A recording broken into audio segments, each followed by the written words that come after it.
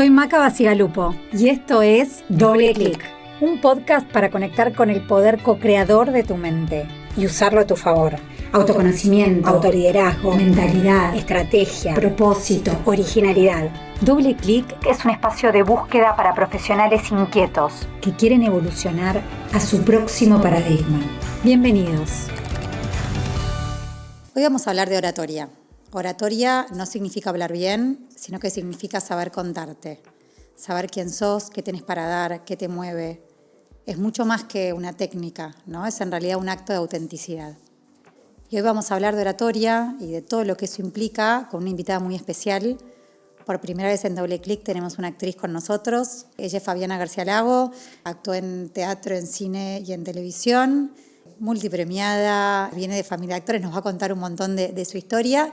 Y también hoy se dedica a acompañar a otros a poder contarse. Y con ella vamos a un poco revisar su propia historia y también cómo desarrollar nuestra propia capacidad de contarnos a nosotros mismos. Hola Fabiana, ¿cómo estás? Hola Maca, ¿cómo estás? ¿Cómo están? Muchas gracias por estar acá, por haberte acercado al estudio y bueno, por querer compartir conmigo y con todos los que escuchan Doble Clic tu recorrido y esto de lo que vos hoy tanto sabés y podés compartir, ¿no? Y que es valioso para mí y para todos. No, nada, gracias por invitarme, estoy feliz de estar acá, sabes que me encanta hablar del tema, así que nada, compartir la tarde está buenísimo. Bueno, yo generalmente arranco tratando de conocerte un poquito más y en eso tratar de entender por qué elegiste la actuación como tu mundo profesional. No me quedó más remedio. Eso por ahí no. Hice todo lo posible por no, pero no me quedó más remedio que ser actriz, digamos. Bueno, vengo de familia de actores. Mi papá era actor y yo me crié en los escenarios, en los camarines, en los sets de grabación y por supuesto para un niño no hay universo más fascinante que ese. Disfrace a gente grande que trabaja de disfrazarse, o sea, es un sueño. O sea, cualquier niño que ve eso, si te llevan a un consultorio de un médico o de un contador es un embole, pero si te llevan a un teatro, a un set de filmación con gente que juega, si yo voy a querer trabajar de esto toda mi vida.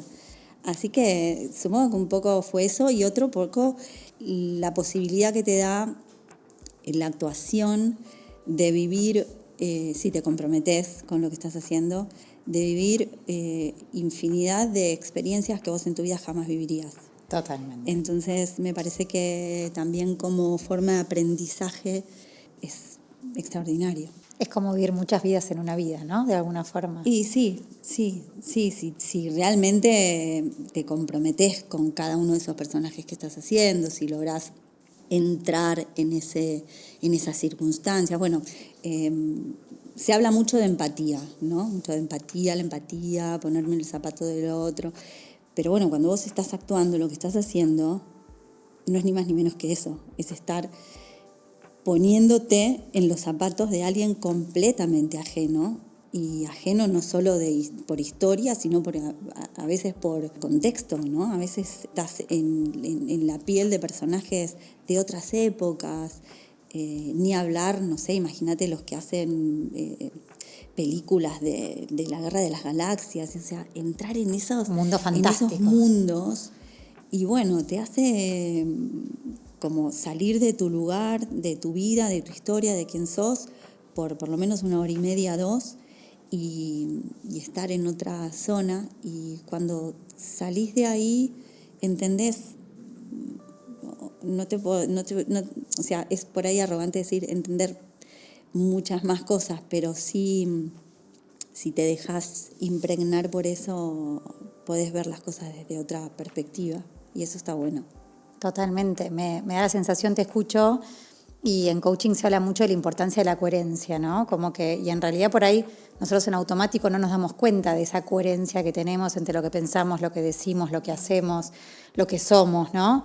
Y pareciera que en este ejercicio de tener que ser actriz y de tener que reconstruir por ahí un personaje y vivirlo, digo, como que hay temas psicológicos, tema de discurso, tema de vestimenta, tema de la propia forma de expresarse, como que tenés que crear toda una coherencia de ese personaje que vas a representar en todos esos ámbitos. Absolutamente, porque tiene que ser verosímil. Claro. Tiene que ser creíble. Y después por supuesto que eso lo completa el otro, que es la audiencia. O sea, si yo entro acá y digo, soy la reina de España y ustedes no se reverencian, no voy a ser la reina de... O sea, yo los voy a necesitar para construir ese verosímil, ¿no? Por eso el teatro es un acuerdo de alguna manera entre los actores, los autores y el público.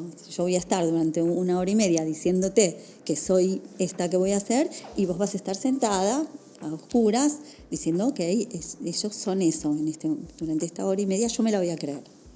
Y si vos te dejás afectar por eso, vas a salir de la obra transformado, habiendo también, siendo parte de esta suerte de sortilegio. Bueno, la historia del aplauso viene de ahí, ¿sabías eso? No. Es una historia hermosa.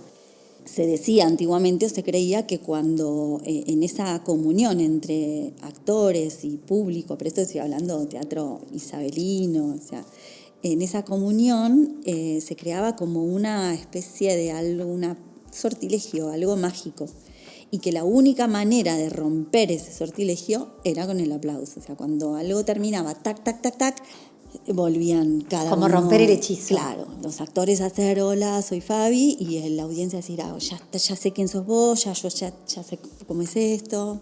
Bueno, yo creo que igual es como los decís, todo lo artístico tiene como esta magia como que te traslada, ¿no?, a un lugar en donde si vos te dejás atrapar por la obra, te dejás meter en ese mundo, uno sale transformado, ¿no? Porque sale tocado, sale interpelado de alguna forma. Y bueno, la razón del teatro, del arte dramático, es esa, la catarsis.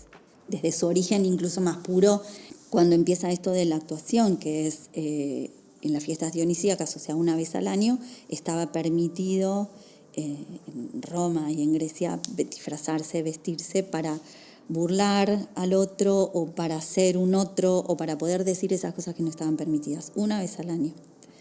Y después de ahí, bueno, eso fue creciendo y transformándose después en dramaturgia, primero en las comedias, después en las tragedias y así. Pero la idea, la razón era la catarsis, era el poder de alguna manera exorcizar, sacar afuera eso que de otra manera no podíamos decir. Mira, qué loco, porque te escucho hablar y es como escucho a una persona apasionada, ¿no?, de un tema que se ve que te interpela, más allá que heredado, vivido y aprendido, como que, ¿no?, estudiado y encarnado. Fabi, tuvimos una charla antes para preparar un poco esta conversación, conocernos y saber hacia dónde va a ir, y yo te contaba que los invitados que convoco a Doble Clic tienen como esta doble particularidad, ¿no?, que hablan o saben de un tema muy interesante para la audiencia, y por otro lado encarnan una vida profesional que yo creo que es como caso de éxito o inspiración para las personas que nos escuchan, ¿no? Y en tu caso puntual, a mí lo que me llama la atención es que como no es una reinvención excluyente, no es que vos fuiste actriz y hoy sos, ¿no?, entrenadora de oratoria, sino que es una reinvención complementaria, como que conviven dos partes tuyas, ¿no? Sí, yo digo. Vos me has dicho eso, por favor, contala. Tengo doble vida, tengo un marido y un amante, es eso, sí, y muy feliz, voy ahí con esas dos situaciones. Sí, yo sumé.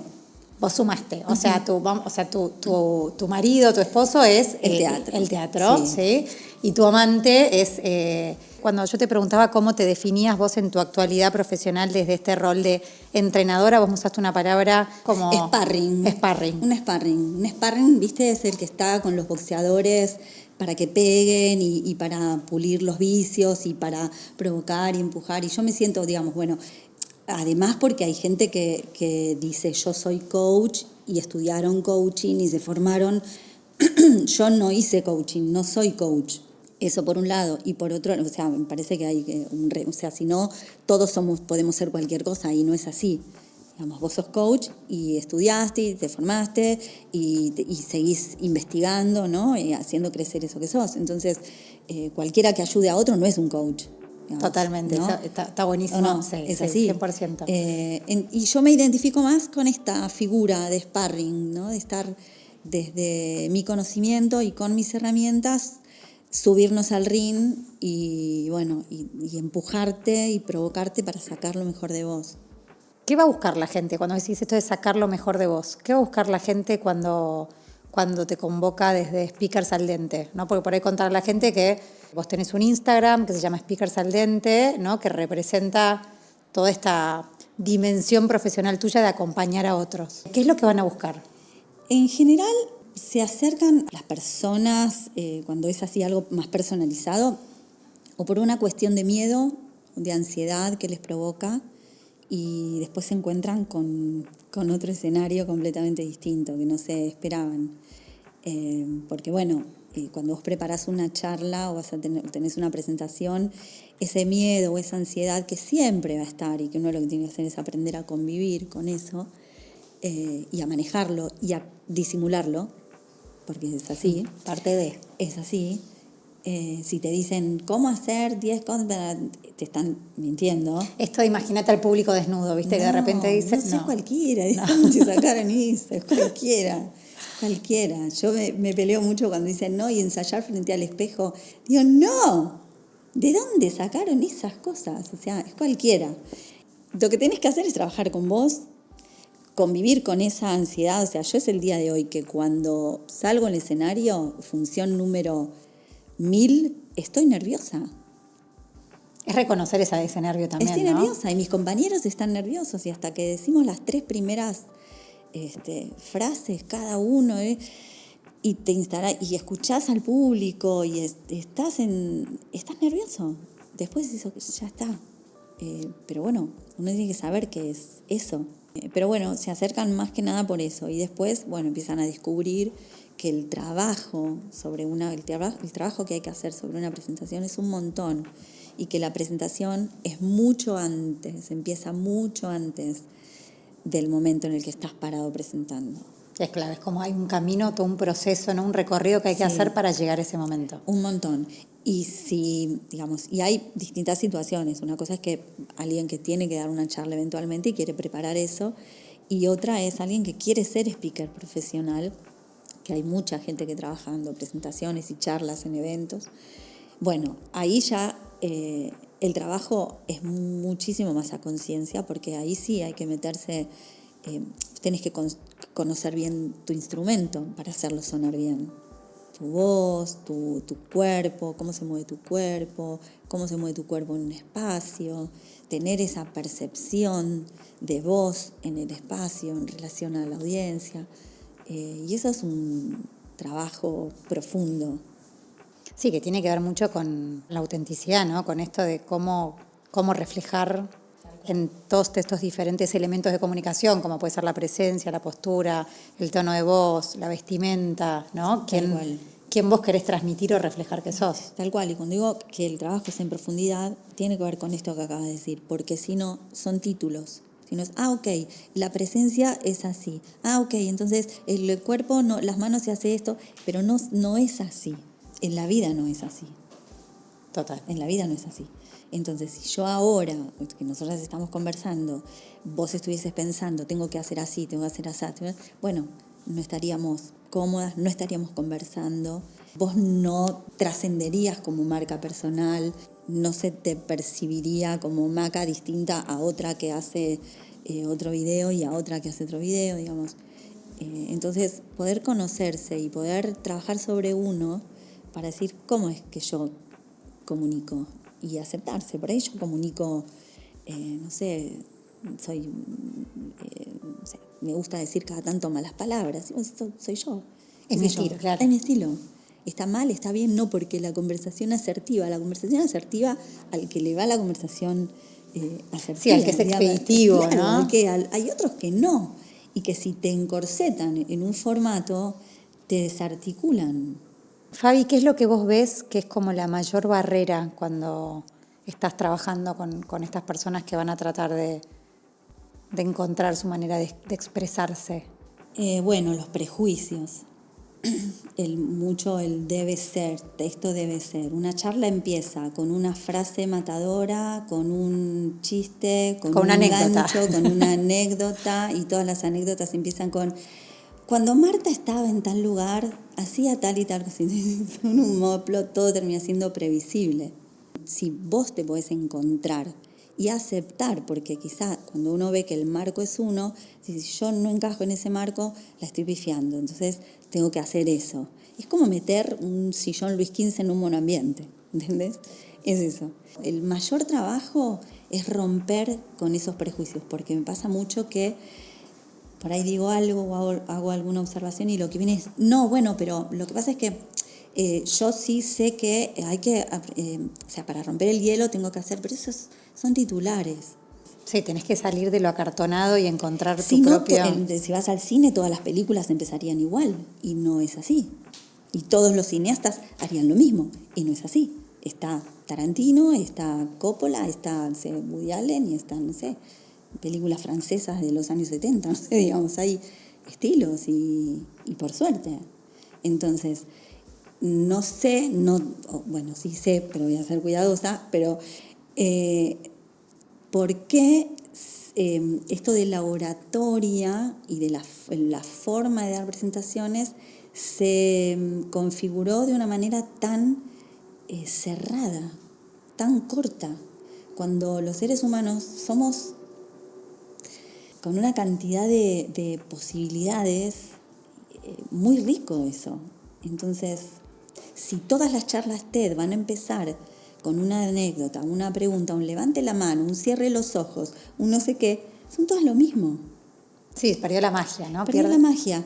Tiene un sentido, porque desde la dramaturgia, bueno, si uno se pone a estudiar y ver esos recursos, esos disparadores, bueno, tienen su razón de ser. Pero el punto no es el recurso, el punto es cómo lo usás. Entonces, si por entender eso, después todos lo usamos igual, porque esa es como la fórmula, pero esto, cuando algo tiene que ver con lo expresivo, no es exacto. Entonces ahí la fórmula se rompe o no sirve. No, y va a lo que cada uno necesita, ¿no? Claro. Yo te escuchaba esto que decías un poco de la oratoria empaquetada y me acordaba de esto que me contaste de cómo creaste este camino nuevo, ¿no? O sea, vos siendo actriz en el camino tradicional de lo que es la actuación, ¿qué pasó que hizo que vos hoy estés hablando de estos temas, trabajando en la oratoria, queriendo desmitificar, ¿no?, mucho de lo que pareciera que la oratoria tiene que ser? ¿Cómo fue ese camino?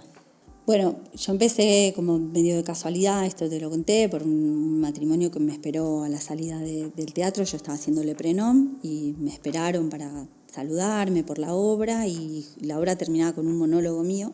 ¿Te acordás un pedacito de ese monólogo? No, era... No. No, y además era muy mal hablado. Porque era una no lo vamos a reproducir. No, porque lo que pasaba es que era una mujer, ama de casa, esposa de Peto Menachem, típica ama de casa que postergó su vida para que su marido se luzca.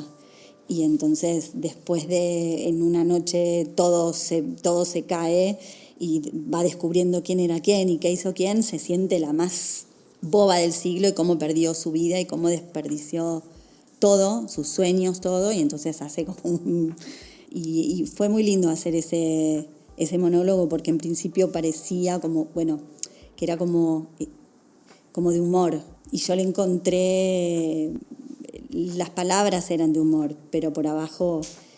Y me acuerdo que Peto siempre, al principio él hacía mientras yo hacía el monólogo, él estaba mirando para atrás, como si estuviese mirando por un balcón.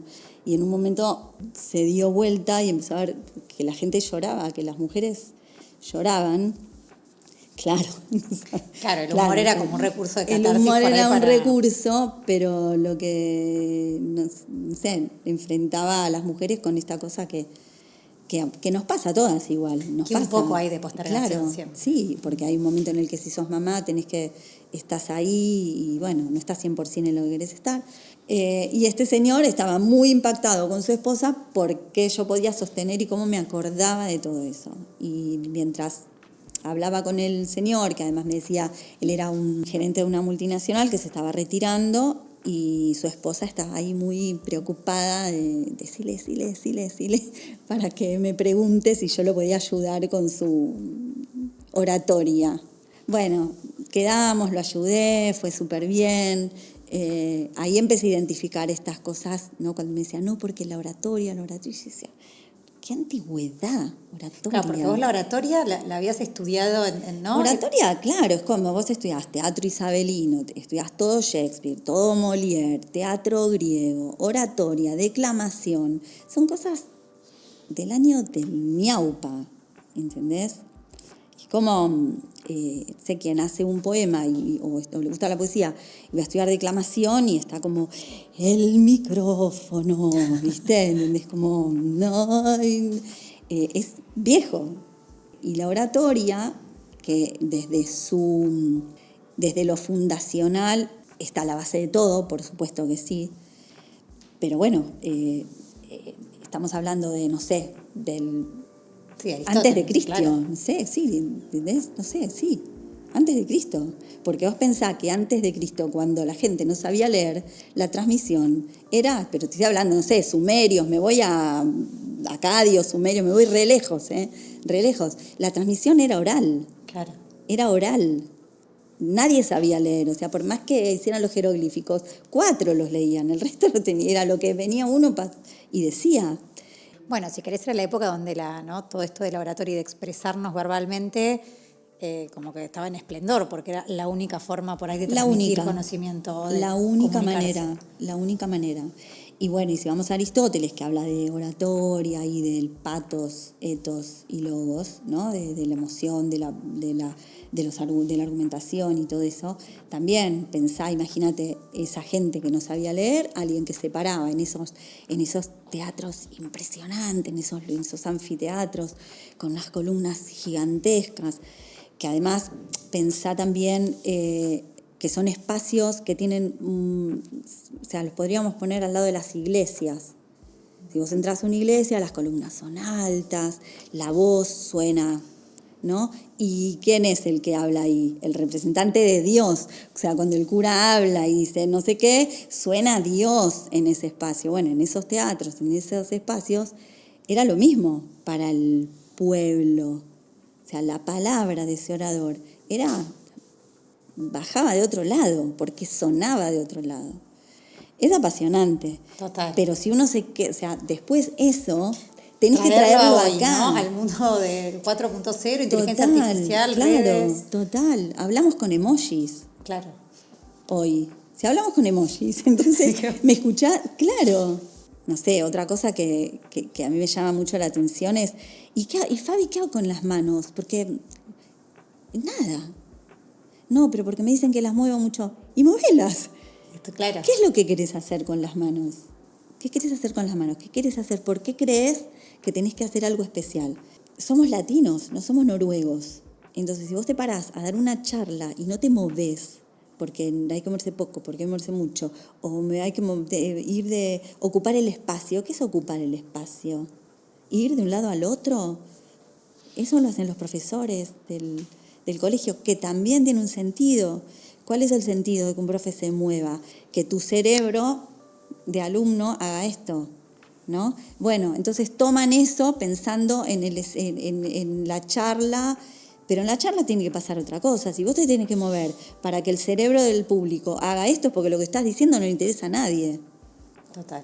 ¿Entendés? Total. Si vos estás parado y no te moves y toda la gente está y sos capaz de capturar toda esa energía, no hace falta que te muevas nada. Mira, yo no lo vi, pero tengo una amiga que fue al teatro a ver Al Pacino y me decía, Fabi, te lo juro por mis hijos, antes de que el chabón entrara, la gente miraba para el lugar de donde él iba a salir y nadie sabía de dónde iba a salir. ¿Entendés el nivel de energía que maneja? Antes de entrar, ¿no? La gente ya hacía tuc y el chabón entraba. Con cierto magnetismo, ¿no? Claro. ¿Qué hace una persona que sea magnética o que genere como esa presencia? En principio, no querer ser otro. Total. En principio es eso. Cuando vos te aceptás y empezás a identificar qué es lo que gusta de vos, quizás vos decís, no, yo no soy, no tengo chispa, pero quizás ahí está. Ese es tu lugar. Esa no chispa es lo especial. Es lo especial, es lo que hace que otro te escuche.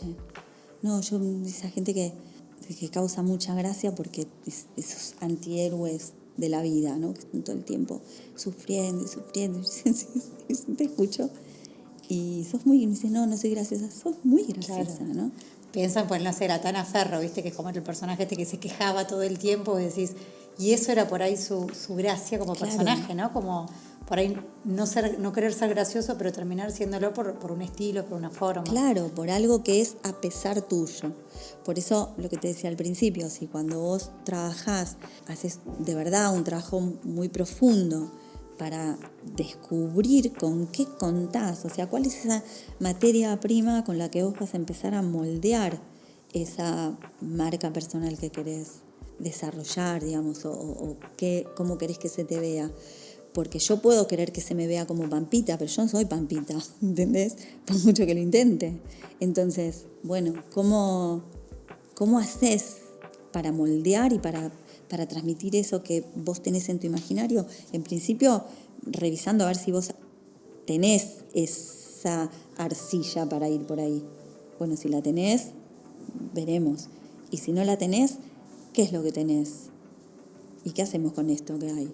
Y por ahí puedes hacer muchas más cosas de las que tenías pensada, pero sin duda, te lo firmo acá.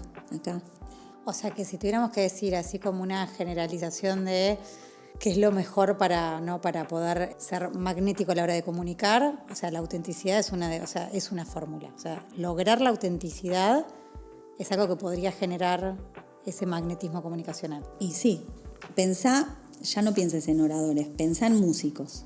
Pensá en las bandas, son, no sé, la música pop, la música...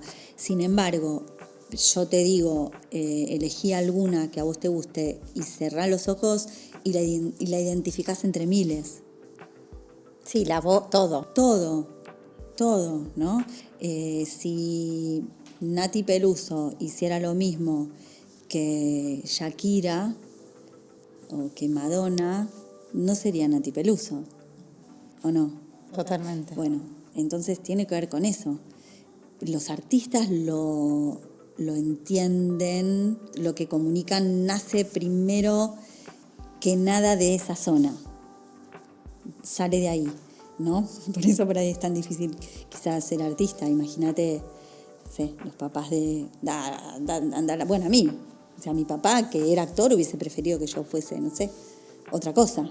Bueno, esto pasa mucho, ¿viste? Esto de, no reproducir lo que uno vive por ahí a través de los hijos, quiere vivir las vidas no vividas o no proyectar los mismos dolores que tuvo uno, ¿no? Pero en esto que vos decís de la actuación, claro, es como, o del arte en general, es como que arte y autenticidad van muy de la mano. Empieza por ahí. El arte siempre es una necesidad de expresar algo que a vos te está pasando de una manera especial, que después tiene que encontrar adeptos, pero que lo primero que sucede es que no los encuentra. Lo que primero encuentra el arte siempre es crítica, y la primer crítica está en tu casa. ¿Pero y qué vas a estudiar?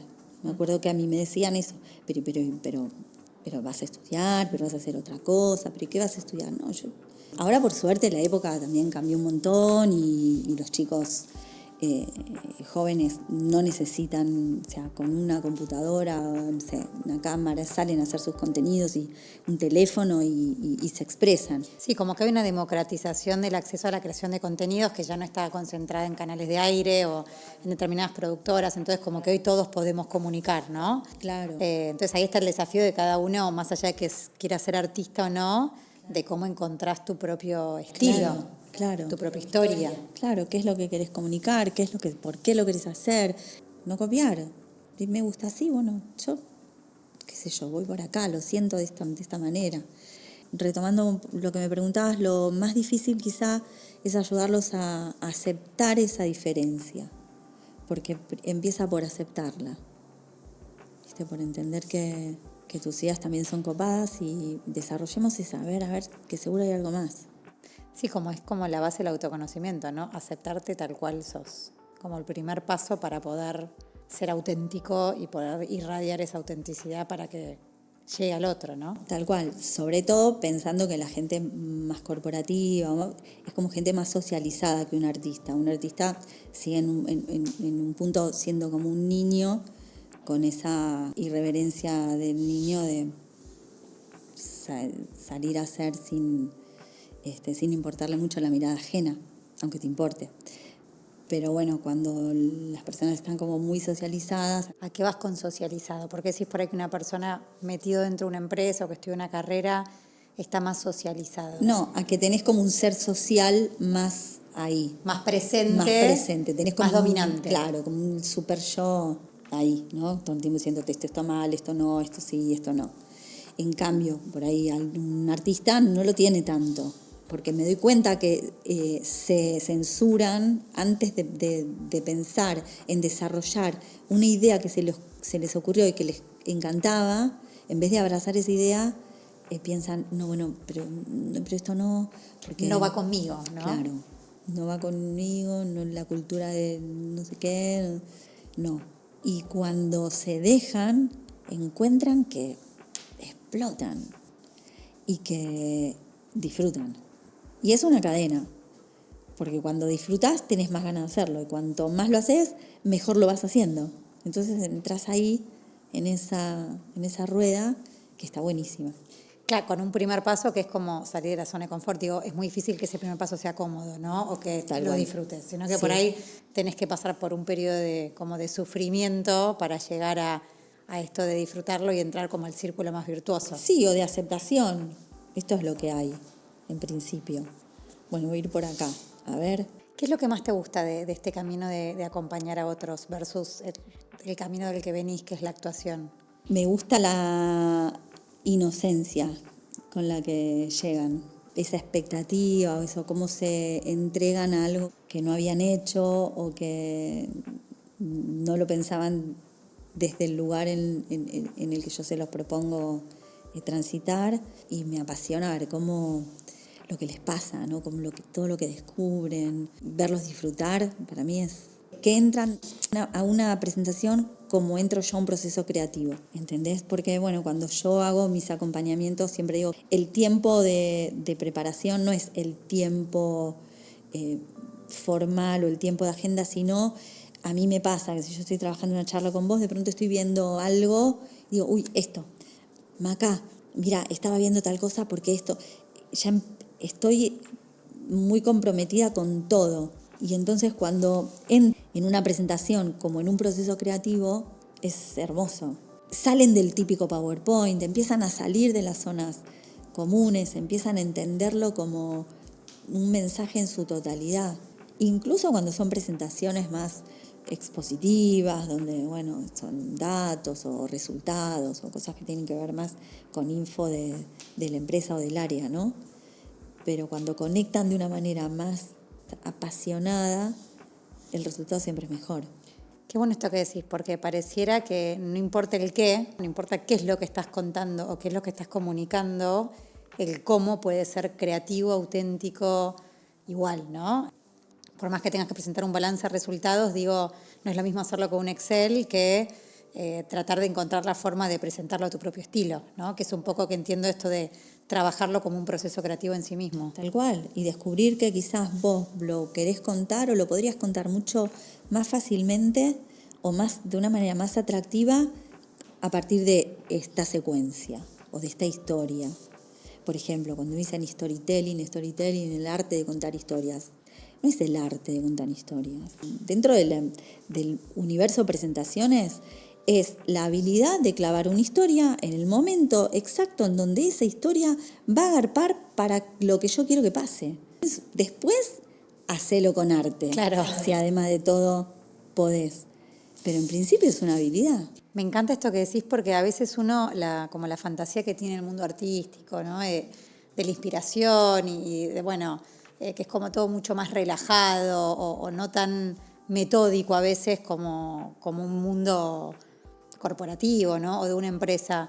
Y me parece que no, que también hay todo un proceso ordenado, estructurado, metódico para crear un personaje, para repasar, para que una historia funcione. No es solo me inspiré, sino que estudié a mi audiencia, estudié el contexto, estudié el punto de dolor, entendí qué los convoca, cómo se los puedo contar de una forma que no se lo hayan contado antes, ¿no? Como que hay trabajo de investigación, de preparación.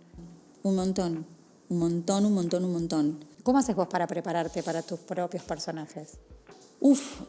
Muchísimas horas de esto de investigación. Nosotros cuando vos empezás a trabajar sobre una obra, sobre un personaje, hay muchas horas de lo que nosotros llamamos trabajo de mesa, que son muchas horas y días antes de parar la obra, antes de empezar a agarrar el texto y que cada actor diga los parlamentos o los pasajes de su personaje. Son muchas horas de entender, pero yo digo esto, ¿por qué digo esto? Porque mi relación con la madre, con el esposo, ¿por qué vengo? Por ejemplo, el de dónde vengo a dónde voy, ¿no? Preguntas existenciales en la vida, digamos. Claro. Bueno, no es vengo de la cocina y voy al living, ¿no? Es mi acción anterior, emocional, inmediata. Después de estar malo, pero ¿entendés? Es ¿qué es lo que traigo cuando entro? Entonces, si yo encuentro esto y entiendo esto, cuando te hable, esto que te estoy diciendo a vos va a tener un sentido. Y si vos estás verdaderamente escuchándome, te va a afectar. Por eso el teatro es un arte vivo, porque no todos los días es igual, aunque todos los días yo diga las mismas cosas. Yo no voy a estar igual, vos no vas a estar igual, y por ahí ese día yo lo que te tengo que decir te lo dije de otra manera y vos escuchaste algo y a vos te pasó algo. Ahora, lo que se dice es ley, nadie improvisa, no hay manera, porque si yo cambio una palabra, vos no sabés cuándo termino, y si vos no sabés cuándo termino, no puedes hacer lo tuyo. Entonces eso también siempre me preguntan, ¿pero qué? ¿Pero ustedes? ¿Vos te aprendés y después? ¿Por qué sale tan natural? Sale tan natural porque está afinadísimo, estudiadísimo. Fabi, ¿cómo es esto de, que es un tema que marca personal, surge un montón, la diferencia entre la autenticidad y la espontaneidad? No sé, estás preparando a alguien para una charla, no es que va a improvisar el guión en el momento. ¿Cómo es esa gimnasia para que cuando uno produce algo desde una oratoria, ¿no? Practicada, estudiada, sea auténtico, pero a la vez tenga cierta espontaneidad, pero por otro lado te permite un terreno de saber hacia dónde va y qué se va a lograr con esa intervención? Cuanto más estudiado y más preparado lo tenés, más red tenés para ese salto al vacío. Y si más trabajaste sobre vos y más te conocés, cualquier cosa que te saque de ese guión, la respuesta va a ser desde tu ser más auténtico, no desde otro. ¿Por qué? Porque al trabajar en esa situación, vos ya empezás a conocer o tu registro, tu cuerpo, tu instrumento, registra esa zona. Entonces, si algo sucede en esa zona, vas a ver qué hacer en esa zona. ¿Cuál fue el personaje que más te costó o cuál fue tu mayor desafío como profesional en el mundo de la actuación? El que más me costó fue un personaje, yo hacía La señora Klein, era una obra con María Leal sobre la vida de Melanie Klein, la psicoanalista, que tenía con su hija una relación muy tortuosa, una obra muy, muy dramática. Y bueno, y yo hacía de la hija, ese personaje. Y estaba durante toda la obra borracha. Y yo estaba en el escenario desde que entraba, no salía hasta, no sé, una hora y cuarto arriba del escenario. Y me costó un montón porque me tuve que meter en una zona muy oscura en la que yo como actriz no me había metido nunca.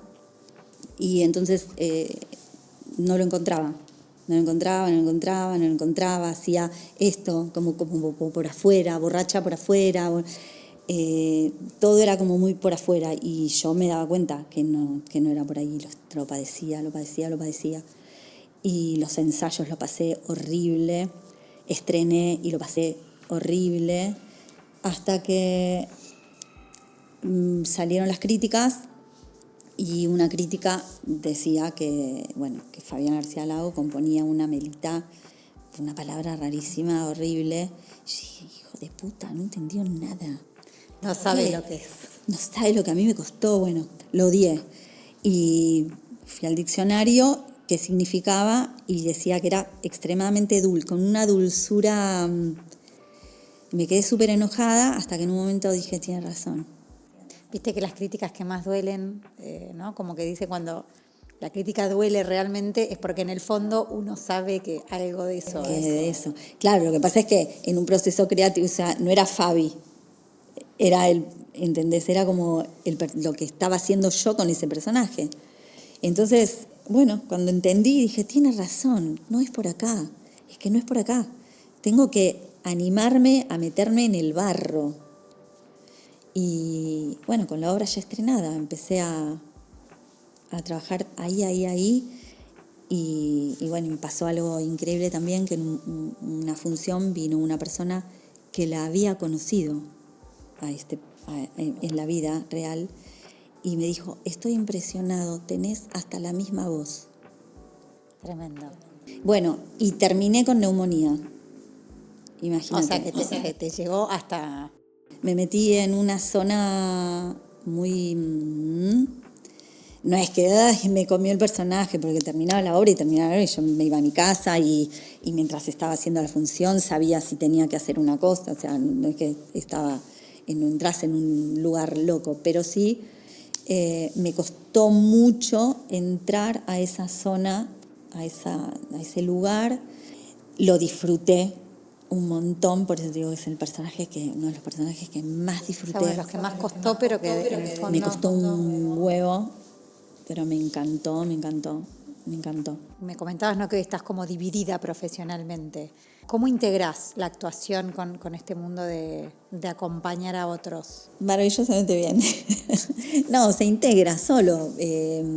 Tuve que organizar un poco los tiempos, entonces lo que esto me facilita a mí es armar mis agendas. Entonces cuando tengo algo de actuación me ocupo de eso y ordeno las agendas en función de esas cosas. Hay algo que tiene que ver con el tipo de lecturas que quizá de golpe me encontré leyendo como cosas, quizá está mal que diga, pero un poco más livianas o más técnicas, y en un momento dije, me estoy perdiendo acá, volvamos a la fuente. Por ejemplo, los domingos no miro redes, no te agarro el teléfono, no te abro un Instagram, no hago nada, cero, pero cero. En mi mesita de luz hay libros de no sé, Strasberg, que me devuelvan todo el tiempo a lo que soy, ¿viste? Que no me dejen perderme. Total, o sea, como que de alguna forma no los tenés tan divididos, se retroalimentan, ¿no? Digo, tu experiencia como actriz te debe servir para seguir ayudando y tu experiencia ayudando te puede servir hasta también como tu experiencia como actriz, un poco eso también. Sí, obvio, porque, digamos, un actor se nutre de la observación y tener la posibilidad de estar trabajando con personas que no se dedican al arte, que vienen con cosas nuevas, con conversaciones nuevas, para mí es súper nutritivo también como actriz.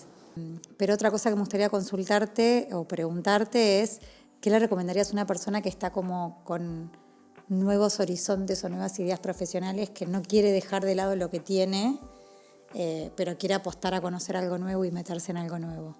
¿Qué no hace falta dejar? No es pasar de una cosa a la otra, que pueden convivir y al contrario, nutrirse. O sea, toda una experiencia o todo lo que vos hiciste en un momento, si te estás llevando a otro lado, no empujes el río, ¿viste? Dejate llevar.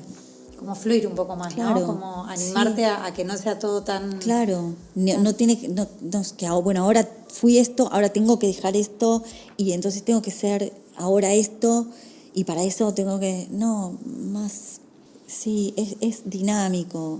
La vida se mueve, las cosas se mueven, uno se mueve y afortunadamente estas épocas son menos estrictas y aprender de las generaciones más chicas, ¿no? Que se mueven y pasan de una cosa a la otra y... Como más liviano, ¿no? Sin tanto tengo que ser esto, es de otra época. ¿Y qué vas a hacer? ¿Y cuándo te casas? ¿Y cuándo tenés hijos? ¿Y cuándo tenés el segundo? ¿Y cuándo no? Ya por suerte no es más así. No, como estamos en un momento donde podemos elegir, ¿no?, cómo vivir más nuestra propia vida. Tal cual. Y cómo contarla. Al que está queriendo animarse a desafiarse en su propia oratoria, en su capacidad de comunicación, ¿qué le dirías? Que conecte con eso que tiene ganas de decir. O sea, mira, hay una frase, un pedacito de un texto que decía Erdosain, un personaje de la obra Los Siete Locos de Roberto Art, que decía, hay una voz adentro nuestro que nos dice lo que tenemos que hacer y hay que oírla. Solo así llegaremos al interior de nosotros mismos, digamos, algo así. Pero es eso, que escuches, si en un momento tenés la sensación de que querés dar charlas, es porque hay algo que estás queriendo decir. Eso también, descubrir qué es eso también lleva un tiempo, porque a veces uno se queda como en la capa de arriba. Sí, yo quiero hablar de esto, pero por ahí quiero hablar de esto, pero porque en realidad lo que quiero hablar es de esto. Escuchar eso primero y conectar con eso. En vez de pensar, ¿cómo lo hago? Yo tengo este tema, ¿ahora qué hago? ¿Cómo lo hago? ¿Cómo lo escribo? ¿Cómo me muevo?